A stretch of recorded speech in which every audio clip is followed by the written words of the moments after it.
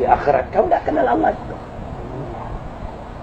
Dalam dunia kamu tak kenal Allah, mana mungkin di akhirat kamu kenal? Kamu kenal namanya. Datang bermacam-macam mengaku Allah. Yahudi masih kenal Tuhannya. Ketika ditanya siapa Tuhan kamu, Uzair anak Tuhan. Nasrani masih kenal Tuhannya. Ketika ditanya siapa Tuhan kamu, Isa Tuhan. Oh, dia kenal. Majusi ditanya siapa Tuhan kamu, ketika roh-roh, api dan sebagainya, kenal dia. Agama Tenri tanya, Jepang, siapa Tuhan kamu? Matahari, kenal. Buddha ditanya siapa kamu, Dewi Kuan Yin, kenal. Orang yang mengaku Islam, siapa Tuhan kamu? Allah, kau kenal? Ya pokoknya Allah. Ya, kenal nama. Maka itu kamu terpekik-pekik dengan nama, tetapi kamu tidak tahu Tuhan. Padahal Tuhanmu sangat dekat daripada kamu. Orang yang kenal kepada Tuhan, ketika diucapkan nama Allah itu, bergetar hatinya, hancur hatinya, karena dia tak tahu Tuhan. Orang yang tak tahu Tuhan, dibacakan nama Tuhan, dia tenang-tenang saja, karena memang dia tak kenal kepada Tuhan. Mana mungkin dia takut kepada Tuhannya? Mana mungkin? Orang yang mengenal nama Allah, Ar-Rahman, Ar-Rahim, Al-Malik, Al-Quddus, bertakutkan kepada Allah? Tidak. Dia lakukan. An huwallahu alladhi la ilaha illa huwa ar-Rahmanur Rahim. Kamu hanya kenal dengan namanya. Maka kamu lakukan dia. Makanya ketika kamu berkata Abdurrahman, Abdurrahman, orang yang kenal Abdurrahman takutnya karena kuasa Abdurrahman ada. Ketika di samping Abdurrahman mengucapkan Abdurrahman, Abdurrahman, yang kenal Abdurrahman itu tuh dekat kamu itu. Ngapain kau kuat-kuat? Bukan Abdurrahman, peka, tuli. Tak tuli Abdurrahman itu. Nah, takutnya orang yang kenal Abdurrahman ini bukan kepala, tapi yang kenal nama Abdurrahman, biar di sampingnya Abdurrahman, dia tidak tahu Abdurrahman. Begitulah kamu kepada Allah. Kamu kenal namanya dan ciptaannya, tapi tidak kenal kepada Tuhanmu sendiri. Maka mereka yang tidak kenal kepadaku di dalam dunia, kata Allah, aku jadikan mereka di kemudian hari dengan tidak bermata, sehingga mereka buta. Lalu bertanya kepada Allah. Lalu dia bertanya kepada aku, kata Allah, ya Rabb, dalam dunia kamu ciptakan kami bermata, kenapa sekarang kau ciptakan kami dalam keadaan buta? Allah pertama, untuk apa aku ciptakan kamu bermata? Dalam dunia pun kamu tidak kenal aku, apakan lagi di akhirat? Mana mungkin kau kenal kepada aku? Di dunia kamu sendiri tidak pernah melihat aku, tidak pernah mengenal aku.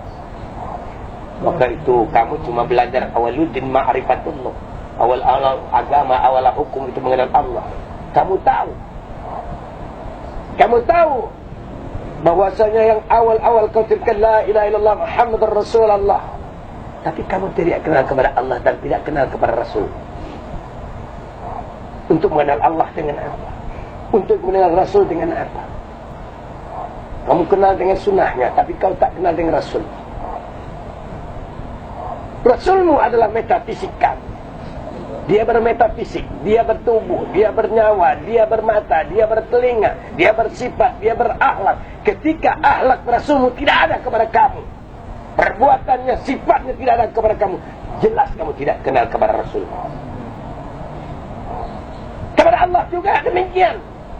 Ketika kau mengenal namanya, mengenal ciptaannya, tapi tidak mengenal yang menciptakannya, hanya mengenal namanya, kamu tidak dapat sebagai saksi yang menyatakan Allah. Tidak ada yang lain kecuali Allah. Ketika kau berkata la ilaha illallah, tidak ada yang ada kecuali Engkau ya Allah. Diriku pun tak ada, karena diriku Engkau yang punya. Hatiku Engkau yang punya, nyawa dan rahasia kepadaku Engkau yang punya. Tak ada aku. Mana aku? Aku pun mencari diriku, tak jumpa. Semua Engkau punya ya Allah. Ketika engkau telah paham semua itu Allah yang punya, sangat mustahil kau tidak mengenal Allah. Ketika sarung, tahu bahwa di dalam sarung ada pisau yang sama bentuknya dengan sarung, tetapi sarung bukan pisau. Tapi sarungnya dibikin oleh pisau, tapi pisau tidak akan dapat dibuat oleh sarung. Ketika sarung telah diciptakan oleh pisau, maka pisau bersemayam di dalam sarung. Bergerak sarung karena pisau, karena dia menutupi pisau. Kalau tidak perlu sarung, pisau tidak perlu memerlukan sarung lagi, dia buat sarung yang baru. Untuk apa bikin sarung yang tidak baik? Maka kamu adalah saksi. Tubuhmu saksi Allah. Pada tubuhmu saksi Allah, matamu, bulu matamu, urat matamu, telingamu.